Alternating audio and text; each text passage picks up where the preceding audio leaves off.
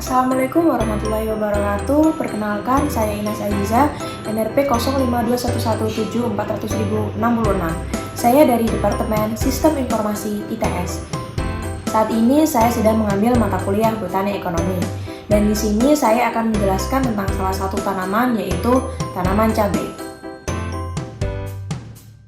Cabai merupakan tanaman yang dapat digolongkan sebagai sayuran atau bumbu, tergantung bagaimana kita menggunakannya.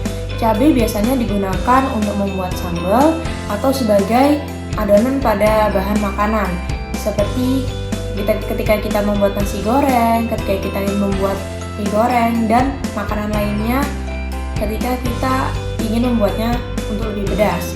Nah, pada awalnya tanaman cabai ini merupakan tanaman liar di hutan-hutan. Cabai ini ditemukan di Amerika Selatan, tepatnya di Bolivia. Nah, kemudian cabai ini mulai terkenal di Amerika Tengah hingga akhirnya terkenal di seluruh dunia. Di Asia Tenggara, cabai sangat populer sebagai penguat rasa makanan. Cabai termasuk dalam suku terong-terongan, di mana tanaman ini mudah ditanam di dataran tinggi maupun dataran rendah. Nah, cabai ini mengandung minyak atsiri, capsaicin yang menyebabkan rasa pedas pada cabai, serta memberikan kehangatan panas ketika kita gunakan sebagai bumbu dapur.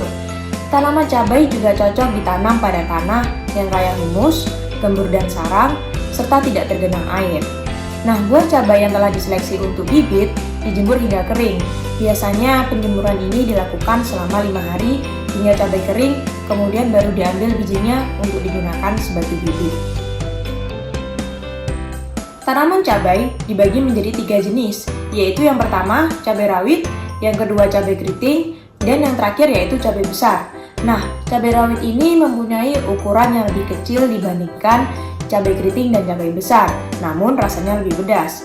Nah, untuk cabai keriting itu merupakan jenis cabai merah yang merupakan cabai hibrida dan sering dibudidayakan oleh petani. Hal ini dikarenakan produktivitasnya yang tinggi dan panennya yang lebih cepat.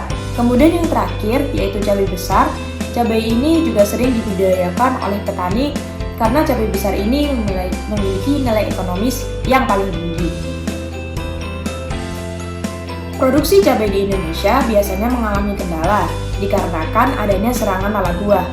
Nah, serangan ini dapat menyebabkan gagal panen, sehingga para petani memiliki cara untuk mencegah dari serangan lalat buah, yaitu dengan melakukan pembungkusan pada buah cabai. Tapi biasanya hal ini tidak efektif ketika digunakan untuk tanaman cabai di area yang luas, karena akan memakan waktu yang banyak.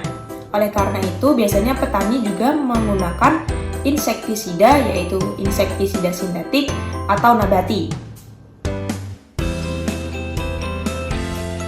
Di Indonesia, menanam cabai, khususnya cabai rawit, sangat menjanjikan.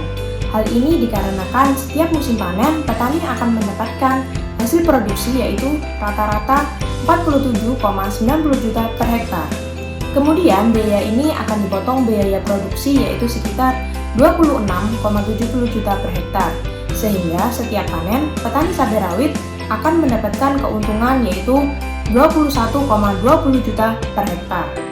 Nah, saat ini harga cabai rawit yaitu berkisar 31.000 per kilogram, cabai keriting berkisar 43.000 per kilogram, dan cabai besar yaitu sekitar 47.000 per kilogram. Cabai mengandung berbagai macam kandungan yang berguna bagi tubuh kita. Nah, yang pertama yaitu cabai mengandung kandungan karotenoid. Nah, kandungan karotenoid ini memiliki sifat antioksidan, di mana sifat ini dapat melawan sel-sel penyebab kanker serta dapat menjaga dari serangan radikal bebas. Kandungan terbesar antioksidan ini berada pada cabai hijau. Yang kedua, cabai memiliki kandungan vitamin C yang dapat berguna untuk meningkatkan imunitas tubuh kita.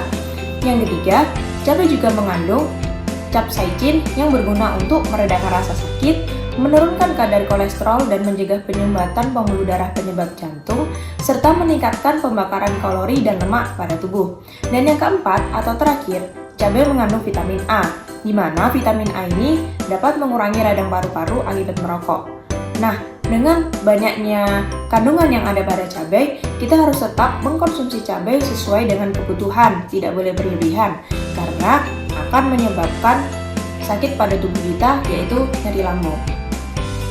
Sekian penjelasan tentang tanaman cabai dari saya. Kurang lebihnya mohon maaf, semoga bermanfaat. Terima kasih. Wassalamualaikum warahmatullahi wabarakatuh.